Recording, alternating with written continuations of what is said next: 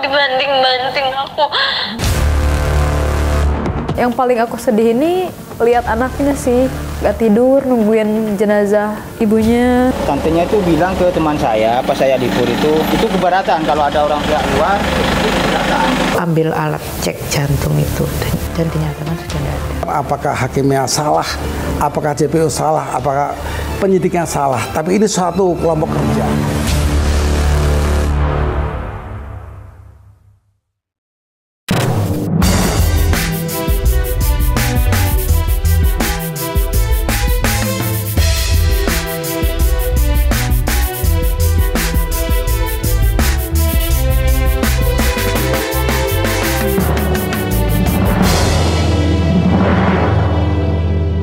Gregorius Ronatano divonis bebas oleh Majelis Hakim di Pengadilan Negeri Surabaya setelah melakukan penganiayaan kepada kekasihnya Dini Sera Afrianti hingga tewas Oktober lalu.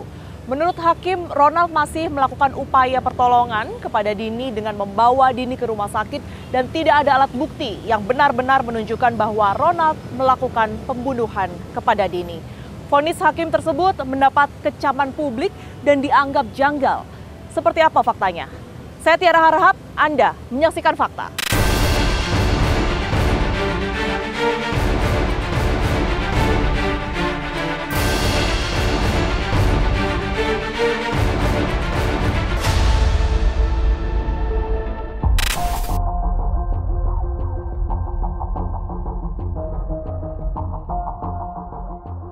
Di sebelah saya sudah ada Dimas Al-Faruq yang merupakan kuasa hukum dari keluarga Dini Sera Afrianti. Mas Dimas, terima kasih waktunya untuk Fakta. Terima kasih. Assalamualaikum warahmatullahi wabarakatuh. Waalaikumsalam. Sebenarnya kalau dari Mas Dimas, selaku kuasa hukum yang terus mendampingi keluarga sejak awal ya Mas ya? Ya. Sejak awal kasus ini, sejak tahun lalu. Nah, sudah merasa ada kejanggalan dari kasus ini nih pada saat persidangan? Mulai kapan Mas? Saya merasakan kejanggalan kasus ini itu sejak pertama kali sidang itu digelar di Pengadilan Negeri Surabaya.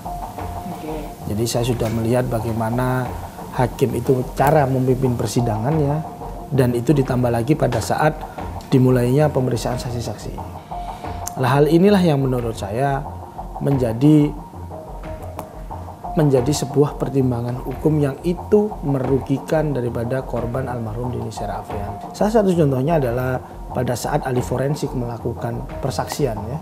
Dan pada saat itu dia menjelaskan tentang hasil dari FIR, visum et repertum dari almarhum Dini Sera Afrianti.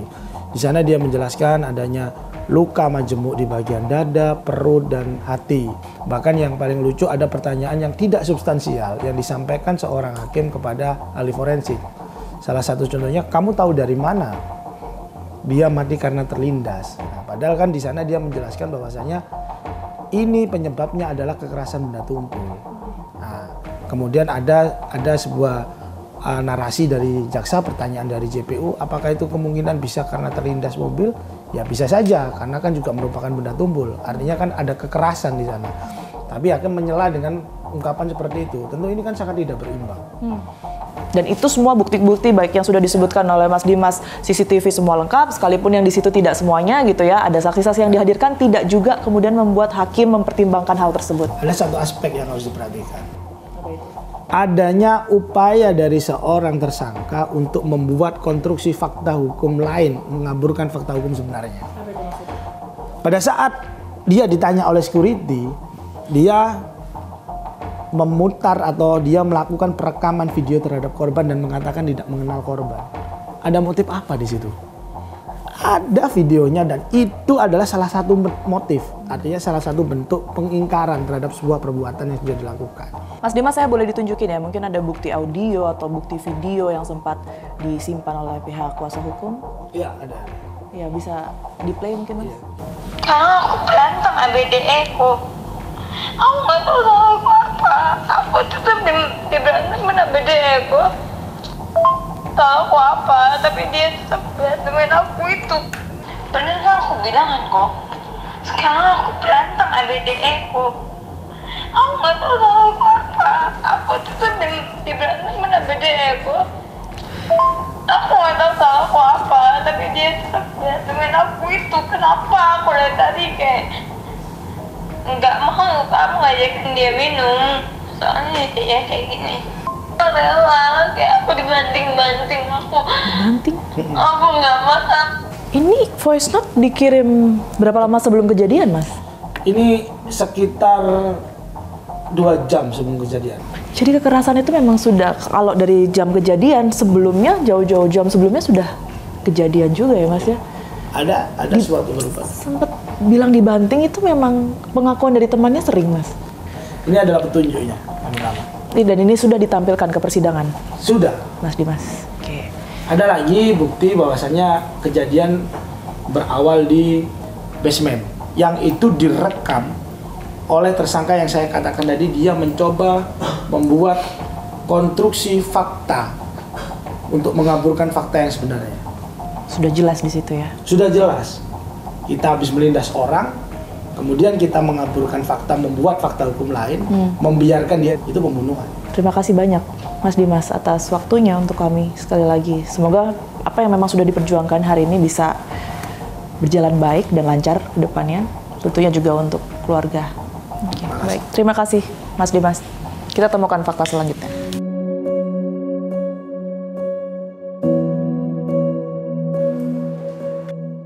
Di sebelah saya sudah ada Alvika Risma yang merupakan adik dari almarhumah Dini Sera. Alvika, Assalamualaikum. Terima kasih waktunya ya. Oke, sebelumnya kami, tim Fakta juga mengucapkan duka cita yang mendalam ya atas apa yang terjadi dengan Teh Dini panggilnya ya, dengan Teh Dini. Saya ingin dengar cerita dari Vika pertama kali pada saat mendapat kabar berkaitan dengan meninggal atau insidennya yang menimpa Dini pada saat itu seperti apa? Jelas hancur ya Kak, hancur banget. Di situ aku ditelepon sama kakak kandungku yang beda rumah, katanya ini Dini meninggal. Aku dikirimin foto di kamar jenazah, dikabarinnya serangan jantung. Aku bilang gini, Mah gimana caranya? Aku sempat bilang, ya udahlah minta bantuan pacarnya aja. Aku bilang gitu karena aku tahu dia punya pacar. Minta bantuan biar si jenazah sampai di Sukabumi, gimana pun caranya. Setelah itu aku kurang tahu kelanjutannya gimana di rumah. Yang jelas pagi entah pukul berapa, almarhum ibu itu dia datang ke sepupu, ke Teh Kiki yang ikut mendampingi ibu ke Surabaya. Nah dari situ.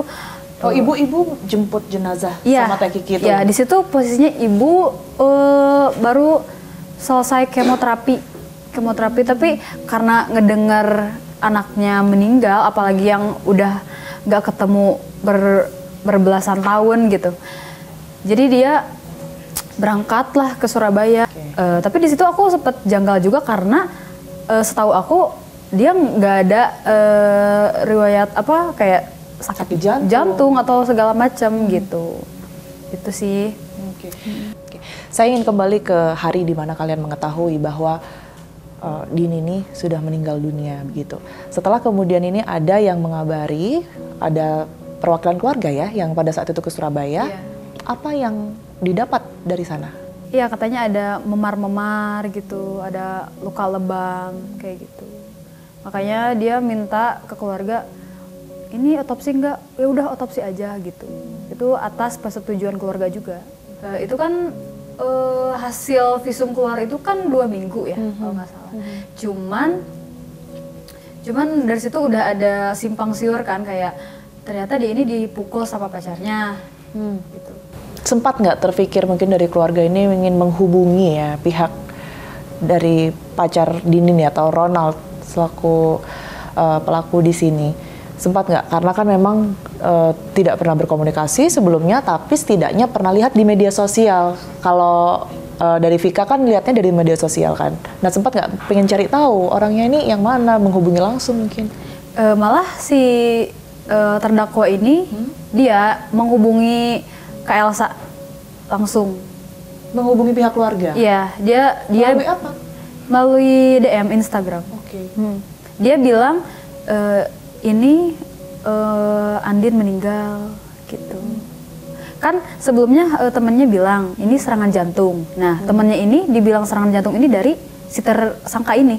Jadi di hari kejadian itu sebenarnya yang menginformasikan dan informasi datang mengenai sakit jantung itu dari pelaku sendiri, dari Ronald sendiri. Saat jenazah datang, Vika lihat langsung kondisi dari jenazah. Lihat langsung. Lihat langsung. Apa yang terlintas di pikiran Vika pada saat itu?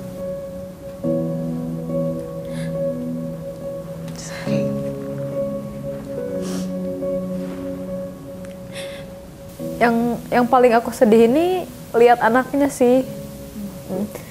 Jadi anaknya itu sampai benar-benar gak tidur nungguin jenazah ibunya, benar-benar sakit hati gitu pas ngelihat anaknya tuh ketemu sama ibunya untuk pertama dan terakhir. Pertama dan terakhir, karena emang kan ditinggalin dari waktu 6 bulan kan, ya jadi dia nggak tahu sosok ibunya kayak apa, dia cuma tahu lewat video call. Itu yang paling bikin aku sakit banget. Kasus ini kan lumayan panjang ya, kemudian dari proses awal hingga persidangan dari Oktober tahun lalu sampai pada akhirnya 24 Juli 2024 kemarin, Vika, yang akhirnya kembali menyita perhatian karena adanya vonis bebas dari pelaku. Respon keluarga waktu itu seperti apa? Lagi-lagi kita shock dengar, apalagi ada yang sempat datang ke pengadilan? Untuk datang ke pengadilan langsung enggak, cuman ibu sempat ngikutin sidang sama Teh Kiki 1 kali, itu pun via online. Dari sananya mungkin dilakukan secara langsung, tapi karena kondisi ibu yang nggak memungkinkan, jadi ibu cuman via online aja. Didampingi LPSK juga saat itu. Ada informasi yang menyebutkan bahwa pihak dari pelaku, dari Ronald Tanur ini sempat menghampiri pihak keluarga dengan membawa sejumlah uang, informasinya, untuk kemudian meminta damai ya. Ini seperti apa ceritanya? Mungkin ada cerita yang berbeda ya Kak. Soalnya dia ada mungkin dari tangan ke tangan. Dia menawari sejumlah uang. Ini dari siapanya? Ingat nggak?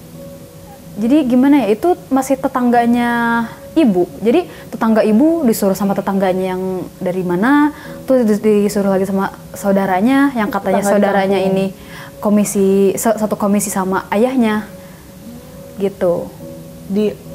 Maksudnya ini dari sesama anggota DPR yang kemudian ini memerintahkan. Hingga akhirnya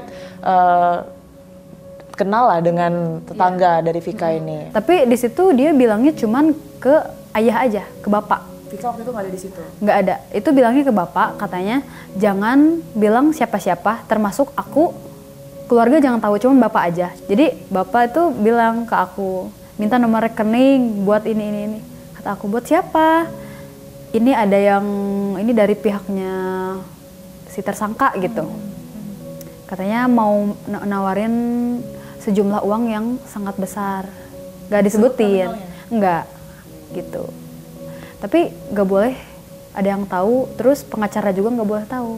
Disebutkan nggak uang nominal, uang itu maksudnya untuk apa? Antara uang duka kah atau memang niat untuk berdamai, tidak membawa ini ke ranah katanya hukum? Niat santunan. Cuman ada lagi hal serupa yang ke Mas Dimas mungkin mengajak damai, tapi dengan pasal yang diganti dengan kecelakaan lalu lintas katanya. Saya dengar kayak itu. Dan itu pun tidak secara langsung ya, yang tadi untuk menawarkan sejumlah uang, meminta damai melalui tetangga dari Vika. Oke, Vika, terima kasih banyak atas waktu dan juga ceritanya. Kita harapkan bersama keadilan segera bisa ditegakkan ya untuk almarhumah Dini. Sehat selalu untuk Vika. Kita temukan fakta selanjutnya. Ambil alat cek jantung itu dan dinyatakan sudah tidak ada.